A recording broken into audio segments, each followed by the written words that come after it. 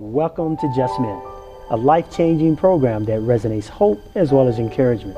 The program gives you information and inspiration for the glory of God. I'm your host, Jeff Tate, and thank you for joining Just Men. On today's program, we have a very special guest. This is first time being on Just Men. Please welcome Robert Sherrill. Robert, welcome to Just Men. Hey man, how you doing? I appreciate you having me. Oh man, you is a blessing, brother. I'm just telling you on the onset. You add value to Just Men, and so we're going to try to dive into your life, brother. You're in so many levels and so much involvement. But let's just keep it simple first and start with who is Robert Sherrill. Give us a quick bio.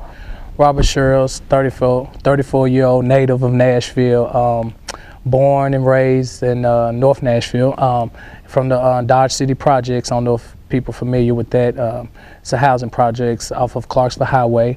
I'm the middle child, got an older sister, younger brother. I'm a father of 5 beautiful young ladies. Yeah, man, just blessed. It's me. Yeah. Well, you know, I know there's a lot to your story. I call it the story behind the glory. You know, we're seeing all this glory, and we see we see you where you are now. But it took some time, it took some development, it took some pain and some suffering, and then get to this product, man, that we're looking for now and we're looking at. So take me back, man, to the early parts of your life and how it became derailed and how you got back on track into the man that you are today. Let's share a little bit from that perspective. Okay, so I remember when I was around 9, everything was normal. You know, I was living a normal life, going to camp, going to date, stuff like that, family trips and things like that. When I heard my mama and my stepdad at the time arguing. And for some reason, I guess God blessed me with this sense of discernment, like I could feel energy. So I was like, something's wrong. And as a kid, I felt like, how did I know? But I don't know. I knew because I approached him and said, hey, are y'all getting a divorce? I don't even remember how I knew what a divorce was, but I did. And I remember that and crying, and my stepdad saying, we're not getting a divorce. Well, a couple months later, the divorce happened, and we end up moving, me and my mom and my sister. My brother wasn't born yet. We end up moving to Dodge City Projects. My dad wasn't personally there in my life. Good guy, and I loved him. He would come around, I would see him sporadically, growing up, but he was never really there. He was in and out of prison, and I don't blame him. I don't think it was his fault. But one thing I've learned, and I'll share with you in a moment, that sometimes circumstances kind of force us to do things that we really don't want to do, So we end up moving to Dodge City Projects. Everything was good for a couple months or whatever, and then I started to notice Mom, acting a little weird. Like I said, I could feel energy. I didn't know exactly what to call it or what it was at the time, but I noticed that we really didn't have food in the refrigerator. Everybody knew what the first of the month was. Everybody knew. In the projects, when the first of the month come, hey, that's government assistance. We finna get a check. It's time to restock, for the month. Well, our restock was going low. And so me and my sister like, where's the food?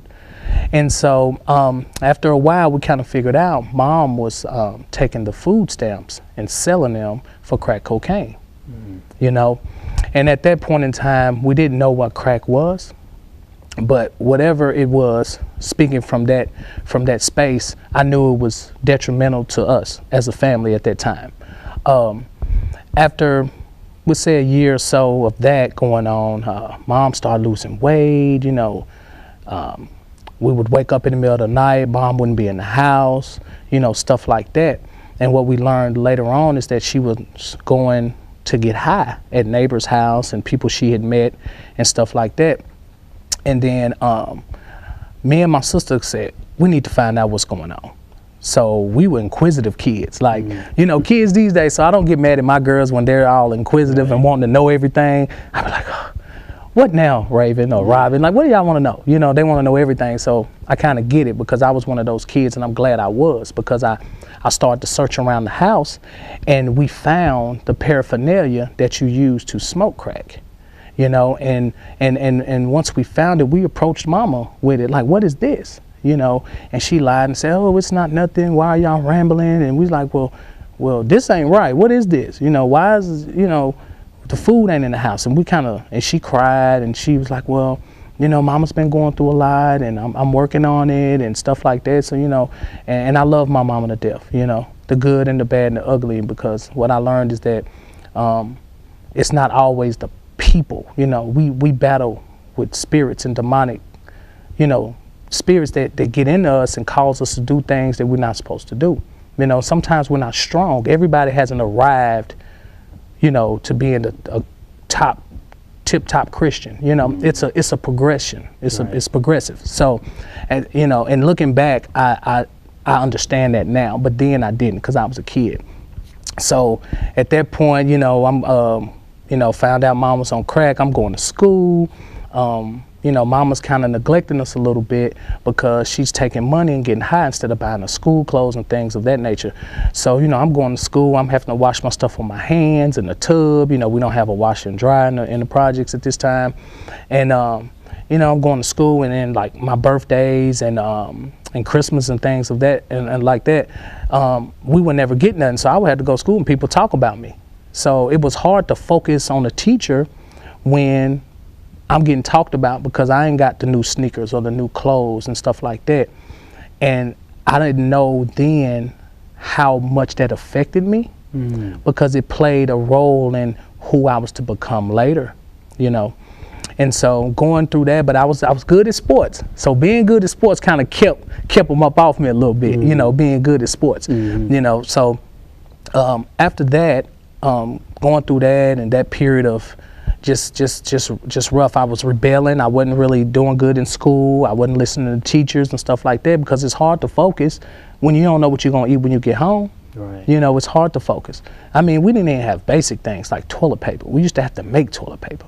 I don't know if toilet paper, we had to take newspapers and rub it together, ball it up and rub it together to make it soft in order to use that. We used to have to wash our clothes in the tub with dishwashing liquid. You know, we found ways to try to make it, but you know, I just remember it just not being enough at sometimes.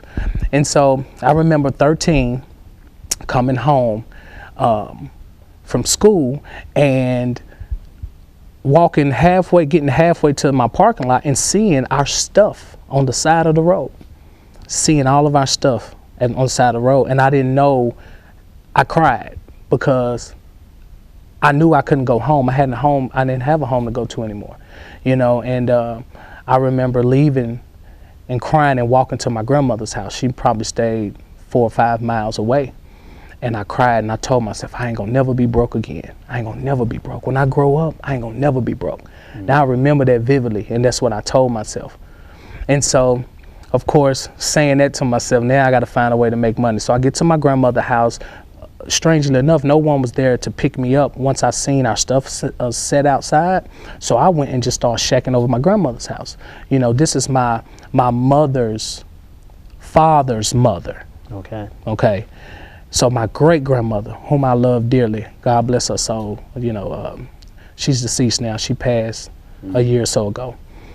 But she loved me and she let me shack up for a minute, but I was rebellious. You know, I was young. At this time, I'm 13 and I'm trying to, you know, I'm smelling myself a little bit, you know. I think I done been through something, you know.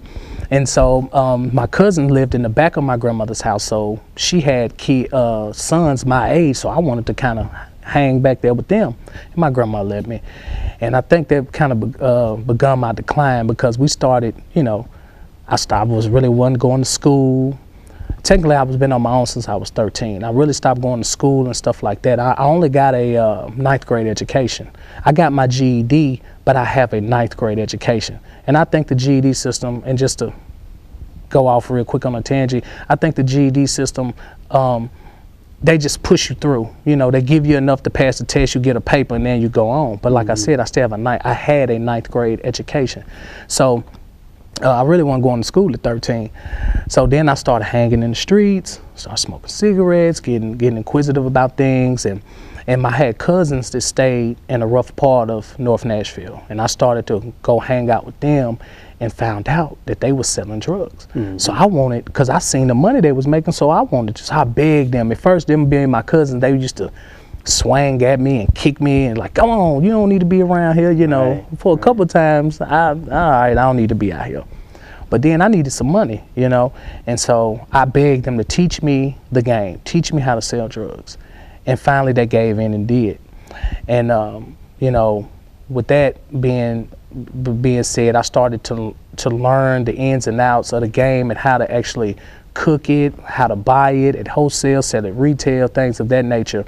Then I started using drugs. You know, drugs are progressive. Like you can start off, and it's right when statistically so. You know, you start out smoking marijuana, then you end up putting cocaine on the marijuana, then you end up snorting the marijuana. You know, stuff like, I mean, snorting the cocaine. So I started using drugs heavy, you know, and I think it was kind of to numb really the reality on what was going on. You know, with me, I'm young, you know, my family members, you know, most of my family are, you know, they don't really have a lot of money. So nobody could really afford to take me in, you know, right. And plus I'm bad at this point, you know, and so I started selling drugs, started using drugs, and I got addicted to drugs. You know, a lot of people look at me now, it's like, there's no way. Yes, I was an addict just like my mama. You know, I didn't smoke crack per se, but whether it's crack or cocaine powder based, it's crack, it's cocaine, right. You know. So I started using that, and at first when I started in the game and started selling drugs, it was kind of for fun. I just needed money to get high, you know, with my cousins and my homeboys. You know, it wasn't taken seriously at that point.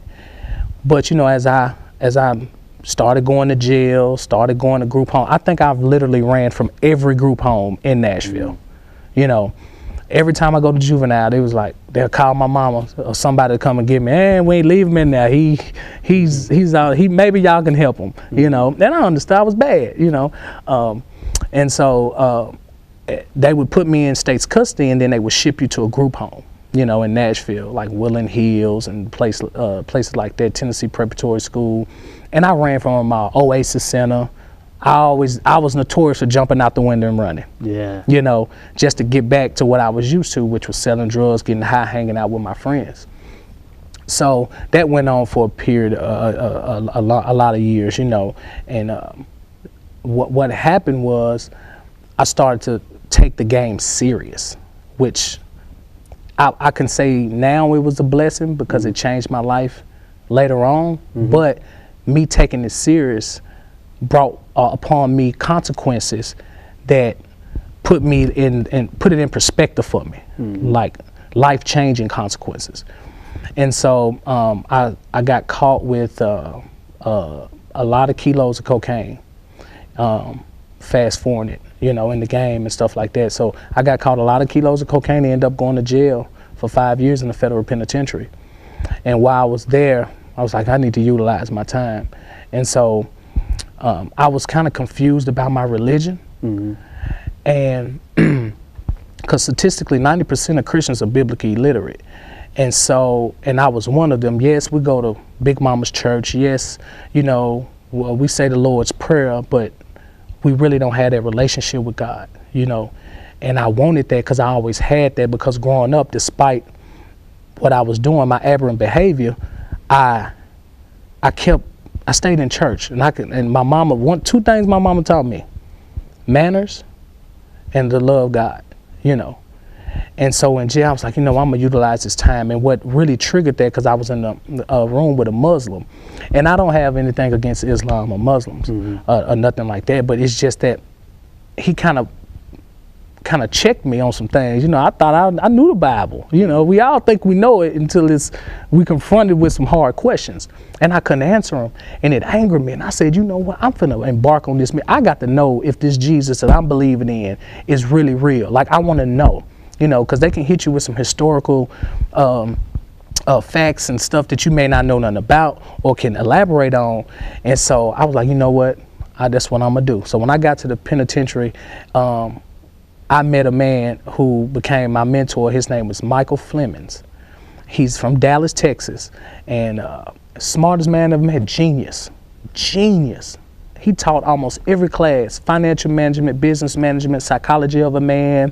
He had his doctorate in theology. And one thing I know about me, knowledge attracts me. I always want to know more. If you got something to teach me, I will sit down and listen and shut my mouth.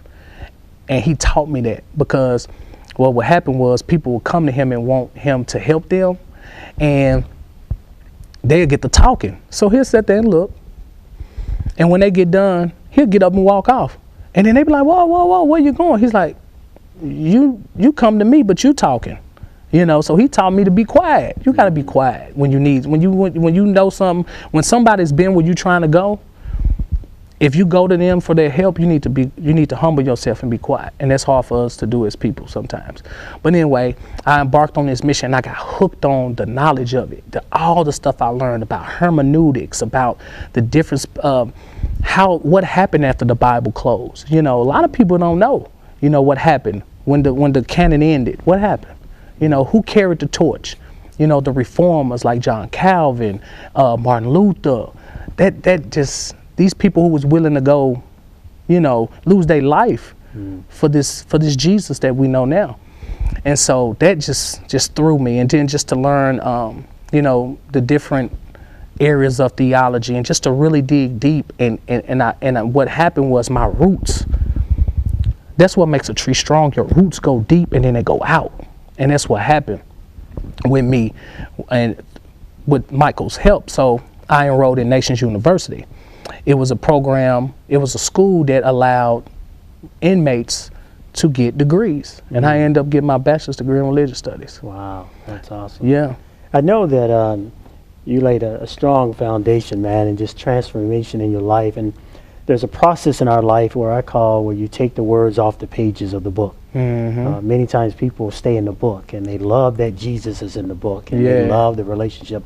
But when it comes to life application, which dives into relationships, which dives into some areas that sometimes create fear, create doubt, create all kinds of things. So talk to me about this reform, this change, this renewed mind that you have, how you begin to make a shift now that you went back to your community and now that you've starting to see things differently, not least from the lens of Christ as opposed to looking from the lens of Robert and the old man. You know, there's a new man in you. Talk about some of the things you're doing and some of the things that you've seen where you're not just rhetoric, talking about the word, but you're living the word. Share a little bit from that perspective. So what happened is when I was released, and I've never been the Bible thumper. You know, I understand that leaders lead by example. And in order for someone to follow you, they have to see the fruits of your labor. And so when I got out, and one thing, let me add, it's called a watershed moment. It's a moment in life, and it's going to happen to everybody. So when I go and mentor the kids and I go and do my thing, I always tell them, some of y'all going to listen, but some of y'all, life is going to hit you. And I don't care who you are, who you claim your creator is, your ethnicity, no matter what. Something in your life is going to happen. And you're going to have to it's going to be a defining moment, only if you allow it to be, you know. And my defining moment was seeing people die in prison, seeing the negativity in prison, seeing, missing my kids. My auntie died while I was in there, and I loved her to death, and I couldn't go to the funeral. Things like this, it was just hitting me. I would get a letter, hey, such and such is dead. I'm like, oh, I can't see him. I mean, all of that. It was a moment. It was my moment. And I just decided that this ain't the life I want to live no more. You know, what type of life would you want to live that takes you away from your loved ones? You can't be there to help nobody. You're around negativity. You're around so much gang violence and stuff like that. Like that's not who I was. Even in the game, I was never a violent person. I was a businessman. Now I chose the wrong business, but my principles as far as being loyal and doing good business, those principles I still hold dear today. I just applied it in a different area. But that was the moment when me getting out of prison and just breathing in life again and having a second chance, that's what done it for me. I'm like, I can do this. Like, I'm still functional. Like, I can talk, see, walk, you know. And I was like, I can't go back and live around 3,000 males, you know, and wake up every day to negativity. Everybody's mad. They ain't got no money for the phone. They ain't got no money for commissary. It's a very deep, dark place in prison. And I didn't go to state prison. I went to federal prison. You know, it's a difference. And so getting out, man, that just done it for me. I was over it. So I got out and I went to a federal halfway house for 8, which you can stay there to up to a year, but I was there like 7 or 8 months. And I got out and I was like, I gotta do something. You know, I had nothing before I got busted, and I had a whole lot of everything. I was hood rich, as they say. The federal government took everything from me. Like, I had no car, no license, nowhere to live. I had nothing when I got out of federal prison. So it was just like a new man. Like, I took that I took it figuratively and was like, you know what, this is me being born again. Yeah. But crazy thing about it, I had a bracelet, I had a bracelet, a chain, and a ring that I had that my girlfriend at the time had held for me. And that's the only thing I had left. Let me tell you how God worked. So I get it back. I'm like, oh, bring me my jewelry, bring me my jewelry. You know, now that I'm out, so I get my jewelry back. So I'm flexing with it. You know, I'm all around. I'm like, yeah, you know, it did something to make me feel good. Like, I still got something. 2 weeks later, somebody broke in my lock and stole it all. So now I just lost it. You know, he's like, see, you still trying to hold on. Let me take that from you, you know. So he took that. And then I went and got a job the second day I was out at Maggiano's Little Italy. Now, this was a kind of I ain't gonna say high class, but it's a middle class restaurant. You know, the price is just not cheap. So it's a white cloth restaurant. And so I went in there 2 days after being locked up, and I interviewed for a food runner and busser position. And the manager was like, you been locked up? I was like, yeah. He's like, it don't sound like it. He said, you sure you're not here for my job? I was like, no, you know, I'm not. And he was like, okay. Well, let me give you a second interview right now. Hold on. The other manager's in the back. So she came out, she interviewed me, they hired me on the spot. Wow. So after doing 5 years, I got hired. Right on. Yeah. But the humbling, see,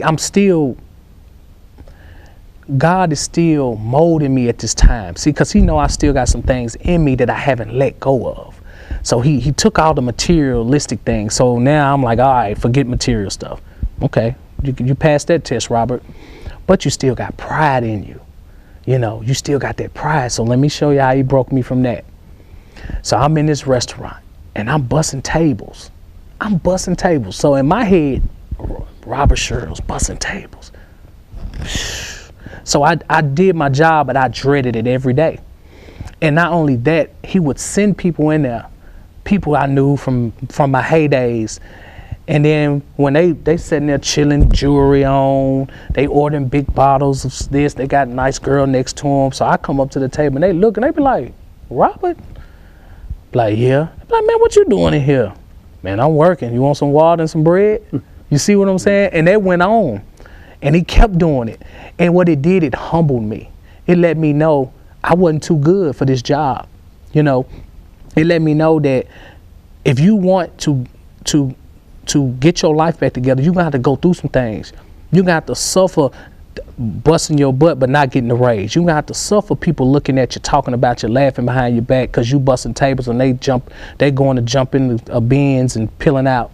You know, you have to suffer for a whole year not going out and to the clubs and kicking it with everybody else. You know what I'm saying? So I had to go through that season. And looking back, I seen it was a season because once I started to embrace the job and enjoy the job, I passed that test. He moved me on. And moving me on, because in the federal halfway house, you can't work for yourself. Now, I had a little cleaning company before I went to the feds. And when I got out, it was almost bankrupt. But that's all I had because I'm a felon now. I'm a convicted felon. And I know I didn't want to bust tables, you know, and because I got kids and the wife I had to take care of. So I was like, you know what, I got to do something. So I'm gonna take this little almost bankrupt company, and I'm gonna put in some work and try to build it back up. So after a year of working in Maggiano's, I gave them my 2 weeks notice, and I started from nothing, and I built my company. And so building my company kind of led to me, once I got my footing up under me, I always reflected back on my life and how I could, why did I go through these things? And what I came up with in study and stuff like that, and different scenarios in the Bible, is that God uses people like me, the ones from the mud. And I'm not saying he strategically just passes over everybody else, but I know for a fact that he uses people like me to impact the lives of others. And so I embarked on the mission to do that. So I'm using my story and everything I've been through to try to impact the youth these days and help them as much as possible, not make the mistakes I made. Wow. You know, we got to have you back on, because I got to dive into some other areas. I know that the word talks about in Corinthians, 1 Corinthians, it says God chose the foolish things to confound the wise. He chose the weak things to confound those things that are mighty and the things that has no value. He chooses so that no flesh will receive glory, because it's always been about his glory. Exactly. And when we recognize his glory that's on the inside of us, that same glory, man, can illuminate a whole world. Jesus said a powerful thing. He says, you walk in the day and stumble not, because you're guided by the light of this world. But at night you stumble because there's no light in you. God began to strip all those things that gave light on you so that the light in you can be reflected. And so your childhood and all those things that you seen that was brokenness and all the ridicule you went through of not having things, you began to build a reputation on getting things on the outside and not what you really need, which was on the inside. And so when you begin to build your life from the inside out, man, it's so beautiful. And God, I like what you shared about God stripping you so that his glory can be reflected, because we put so much stuff on, so much dirt on, so much bling on, that the true light of character and integrity and love and patience and long suffering and forgiveness, that can't come forth because we're covering up. So I tell you, brother, last word of encouragement, man, bring us home. Never give up. Never, always abound in love toward the ones that hurt you. No matter what you've been through in life, you always get a second chance if you choose it. Nothing is easy. No matter what you go through, you got to understand that nothing is easy. But if you overcome, if you attempt to keep your head down and stay on that path, then something good can come out of a bad situation. And you can't be afraid of change. You cannot be afraid of change. And you got to take the lessons, learn from them, and move to the next level. Because God is only going to promote you once you learn from the lessons that the mistakes you've made. So. Wow. That's awesome. Yeah, man. You God's best. Thank you. I appreciate you, brother. Thanks for having me. Man, you're more than welcome, brother. Stay focused. Wow, man.